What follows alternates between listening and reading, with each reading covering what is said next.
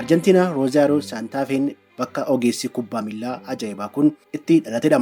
Liyoonel Meesiin akka lakkoofsa Awurooppaanotaa bara 1987tti dhalate. Garuu Liyoonel Andres Meesiin dheerinni hojjaasaa baay'ee gabaabaadha. Dheerinni hojjaasaa baay'ee gabaabaa jedhamus mootii kubbaa miillaa addunyaa ta'urraa wanti isa daangessee hin jiru.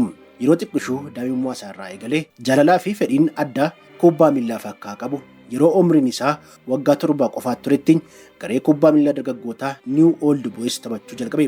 Umriin isaa waggaa 11 isa gahu garuu rakkoon hin yaadamne isa mudate. Yeroo sanatti rakkoo hormooniin kan rakkachaa ture. Meesiin sababa rakkoo kanaa isaa mudateen guddinni qaama isaa dhaabbate ture. Maatiin isaa rakkoo hormoonii kana sirreessuuf wal'aansi alaa kana qaalii waan ta'eef humna isaanii ol ta'e.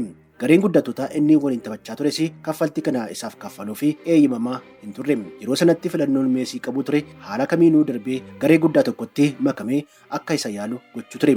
Wayita kilaba kubbaa miillaa Ispeen Baarselonaatti makamuu fi carraa wayita argatutti kan ta'es kanuma.